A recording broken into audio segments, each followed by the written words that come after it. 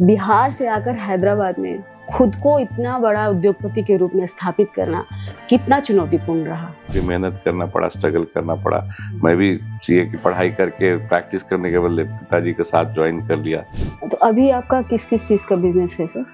Original business जो शुरू किया था माइनिंग और मिनरल का मिनरल प्रोसेसिंग का। गवर्नमेंट की तरफ से कितना सहयोग? सरकार तो खैर सरकार होती ही है, लेकिन फिर भी यहाँ पे डिस्क्रिमिनेशन कभी नहीं हुआ। कभी ऐसा होता था गर्मी के मौसम में गए, बगीचे में गए, आम तोड़े? बिल्कुल आम लीची की आदत तो हमेशा हर बिहारी के साथ है। हाँ।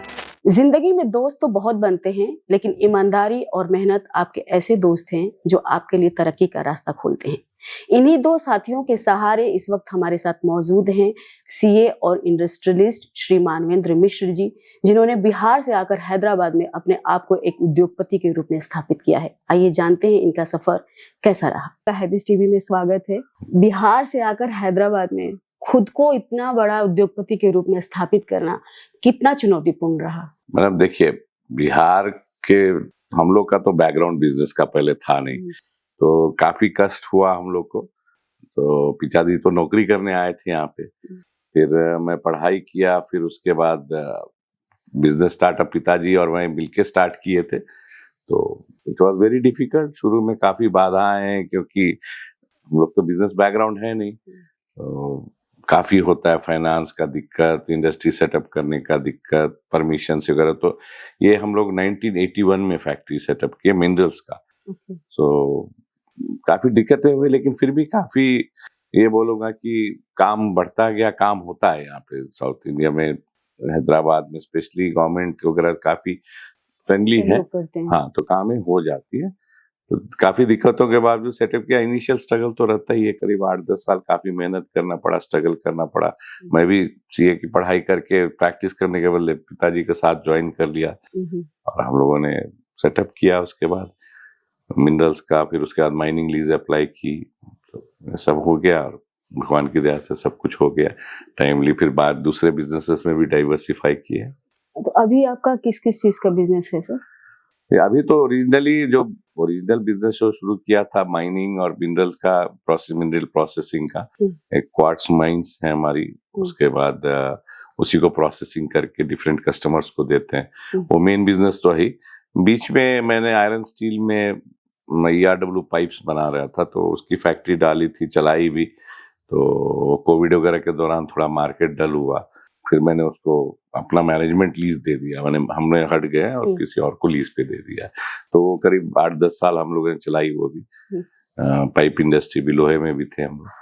तो ये 2 बिजनेस डबल किए, एंड देन थोड़ा सा रियल एस्टेट में भी किया मैंने, तो कंस्ट्रक्शन लाइन में भी गया था। तो यहाँ की जो सरकार है, तेलंगाना सरकार है, वो कभी ऐसा नहीं अड़चना है कि आप लोग दूसरे प्रदेश से हैं, तो यहाँ पर आपका उद्योग है, तो गवर्नमेंट की तरफ से कितना सहयोग है? देखिए, ये एक अच्छी बात है तेलंगाना सरकार की। सरकार तो खैर सरकार होती ही है, लेकिन फिर भी यहाँ पे डिस्क्रिमिनेशन कभी नहीं हुआ कि गवर्नमेंट का। ठीक है, थोड़ा इशू कभी कभी आ जाते हैं, लोकल है तो कुछ फ्रिक्शंस हो जाते हैं, इंडस्ट्री और लेबर हो गया, या उसके बाद लोकल्स हो गए, उनके थोड़ा सा इनिशियली हल्का फुल्का कहीं कहीं होता है, बट ऑफिशियली गवर्नमेंट की तरफ से कभी इस तरह का भेदभाव नहीं हुआ कि भाई आप नॉन लोकल हैं या कहाँ हैं।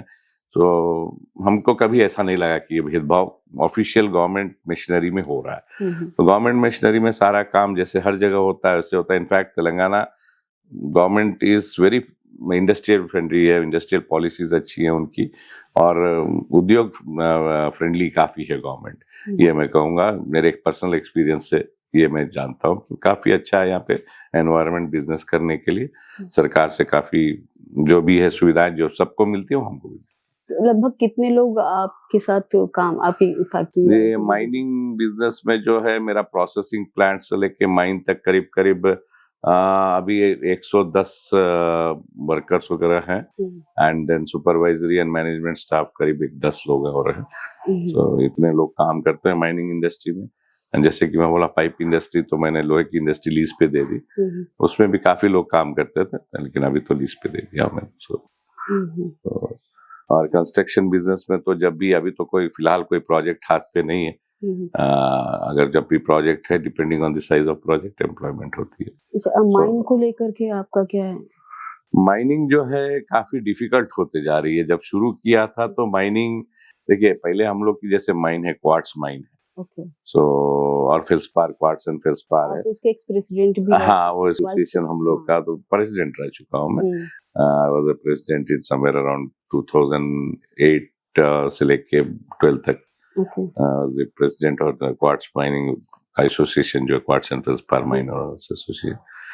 तो ये जो माइनिंग था ना पहले, ये दिस माइनिंग एक्ट हम लोग की क्लियर है, मिनरल कंसेशन एक्ट होती है, तो वो क्लियर थी। तो पहले सेंट्रल गवर्नमेंट हैंडल करती थी सारे, हम लोग मेजर माइंस में आते। There are two categories, major and minor.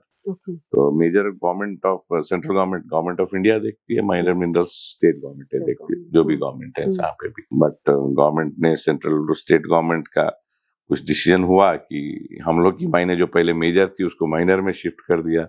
अब स्टेट गवर्नमेंट के अंडर आ गए। उसके बाद पहले काफी रूल्स की चेंज हुए, पिछले 8-10 साल में काफी रूल्स चेंज हुए। इससे हम लोग जो छोटे माइन ओनर्स हैं, छोटे मतलब हम लोग 50 एकड़ 100 एकड़ के माइन्स हैं हम लोग के। There are mines which runs into thousands of acres. So वो तो गवर्नमेंट कंट्रोल या बड़े बड़े लोग रखते हैं।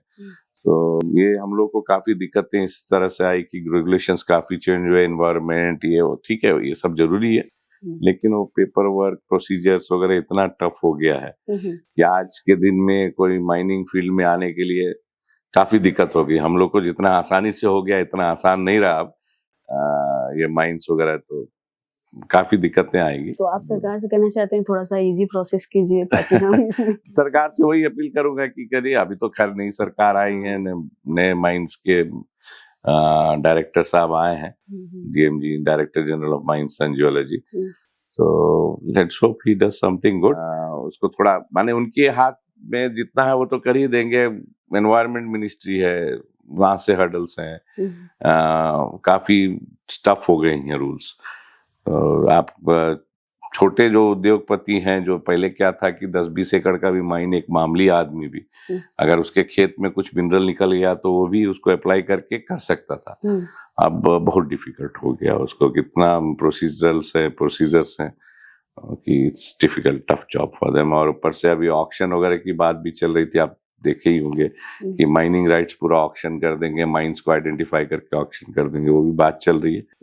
और बड़े बड़े माइंस में, कोल वगैरह में तो शुरू भी हो गया। तो अभी क्वार्ट्स में बात ही चल रही है, अभी तो हुआ नहीं है ऑक्शन, ब्लॉक्स ऑक्शन नहीं हुए। तो देखिए आगे क्या होता है। लेट्स होप कि government keeps the rules and थोड़ा ईज कर दे तो हमारे बिजनेस। सर अभी आपका यही हैदराबाद में ही बिजनेस या आउट ऑफ स्टेट? नहीं, बिजनेस मेरा जो फैक्ट्री है वो हैदराबाद में है।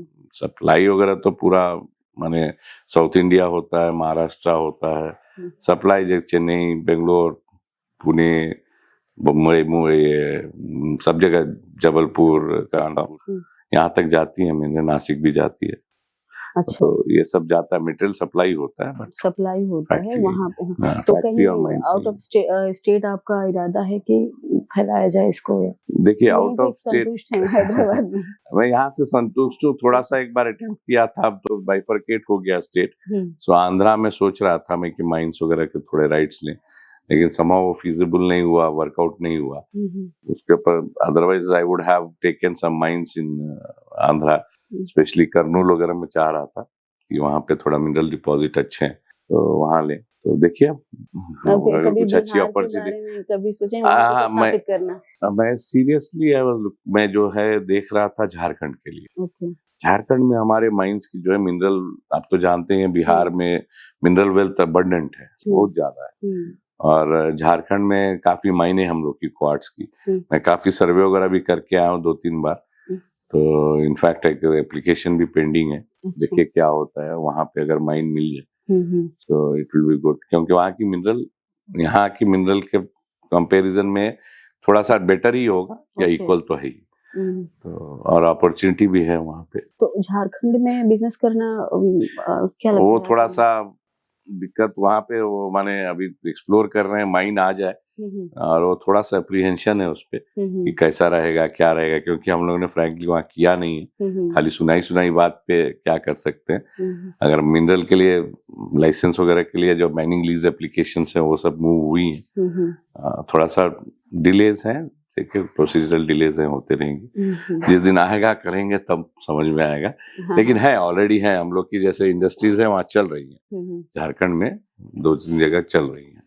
सर, आपने कहा, जैसे बातचीत हो रही थी इंटरव्यू से पहले, कि आप 4 साल के थे तभी हैदराबाद में आ गए जी। तो फिर आपका बचपन क्या पूरा हैदराबाद में बीता या कुछ बिहार में भी बीता? कुछ यादें बताइए दोनों से जुड़े। मेरा बचपन तो पूरा हैदराबाद में बीता, पूरा एजुकेशन यही हुआ। एंड बिहार के मेमोरीज ये हैं कि बस छुट्टियों में जाते थे, अपने गाँव जाते थे, नाना नानी के गाँव जाते थे। तो जो हर बच्चे का रहता है मेमोरीज वो है बिहार की। जब तक पढ़ाई हुई इंटर डिग्री वगैरह तब तक हर साल तो नहीं, कम से कम 2 साल में एक बार तो जाना हो ही जाता था। कभी ऐसा होता था गर्मी के मौसम में गए, बगीचे में गए, आम तोड़े? बिल्कुल आम लीची की यादें तो हमेशा हर बिहारी के साथ है। और हम लोग स्पेशली मुजफ्फरपुर डिस्ट्रिक्ट से हैं, तो लीची का सेंटर है वो। उन्होंने सीतामढ़ी हो गया, तो पहले तो मुजफ्फरपुर ही बोलते थे पिताजी जब थे, तो सीतामढ़ी जिला के हैं। तो हम लोग का मेरे गांव में ही खुद के लीची आम पेड़ वगैरह है, तो वो यादें तो बहुत अच्छी हैं, रहेंगी भी। अभी कितना कनेक्टेड हैं आप वहां से? अभी तो कनेक्टेड हूँ। अब तो देखिए गांव जाना आना लगा ही रहता है हर ओकेशन पे, जो शादी हो, कोई डेथ का हो किसी का, तो हर जगह जाते, हर बार जाना लगा रहता है। अभी सब गाँव से सब कोई आए थे, घर में शादी उदी था, तो हैदराबाद भी आते हैं सब कोई, तो पूरा जुड़े हुए हैं, पूरी तरह से जुड़े हुए हैं। तो स्पोर्ट्स से भी जुड़े हैं यहाँ, नहीं? मैंने कुछ पढ़ा उसमें स्पोर्ट्स से भी हैं आपके बच्चे भी, शायद मैं जहाँ तक जानती हूँ स्पोर्ट्स में हैं जी। तो इसका अनुभव कुछ बताइए कैसे? देखिए, स्पोर्ट्स से जुड़ाव ऐसे हुआ कि बेटी जो थी वो जिम्नास्टिक्स बच्ची थी, तब लगा कि हम लोग को फ्लेक्सिबल थी, तो जिम्नास्टिक्स में उसको डालेंगे ट्रेनिंग के लिए, तो उसी वहीं से शुरू हुई स्पोर्ट्स की जर्नी।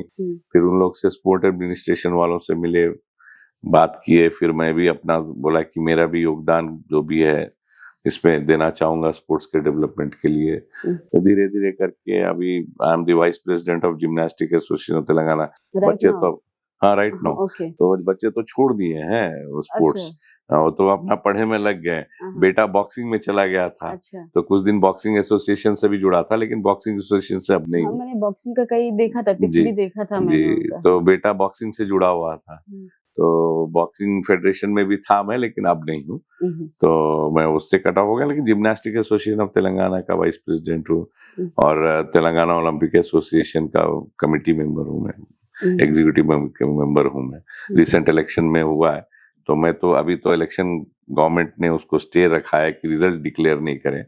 कुछ केसेस हैं, लेकिन हम लोग यूनानिमस थे मेरा, तो आई एम थ्रू। खाली वो प्रेसिडेंट, सेक्रेटरी और ट्रेजरर का इलेक्शन जो हुआ है उसको कॉमर्स गांव कोर्ट ने होल्ड करके रखा है, वो आ ही जाएगा 2-4 दिन पे। तो स्पोर्ट्स से इस तरह जुड़ा हुआ बच्चों की वजह से, एंड जो भी मेरा हो सकता है जिम्नास्टिक्स के इसमें और कोई दूसरे स्पोर्ट्स में, व्हाटएवर आई कैन डू, जो भी कर पाता करना है वो कर देता हूँ। आपके पिताजी बिजनेसमैन थे, हैं? आपकी मम्मी साहित्य से जुड़ी हैं।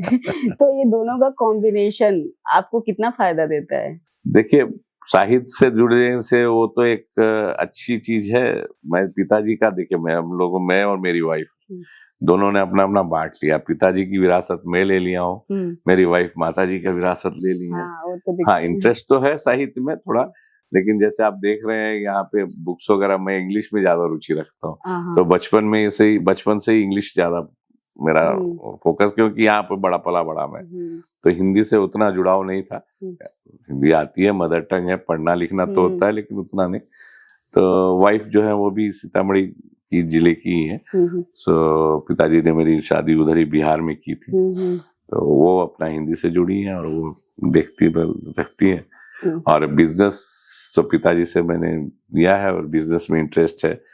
मैं हर चीज में, माने स्टॉक्स में, शेयर्स में, फाइनेंशियल मार्केट्स में, सब में रुचि रखता हूँ। बिजनेस तो अपना ही फैक्ट्री है, तो उसके बाद कंस्ट्रक्शन है, ये सब में रुचि रखता हूँ। मैं बेसिकली मोर ऑफ ए पिताजी का विरासत लेके रखा हूँ, बिजनेस, फाइनेंस, ये सब मेरा एरिया ऑफ इंटरेस्ट है। सीए करने के बाद आप को ये नहीं लगा कि मुझे कुछ अपना अलग से करना है, तुरंत पिताजी से जुड़ गए?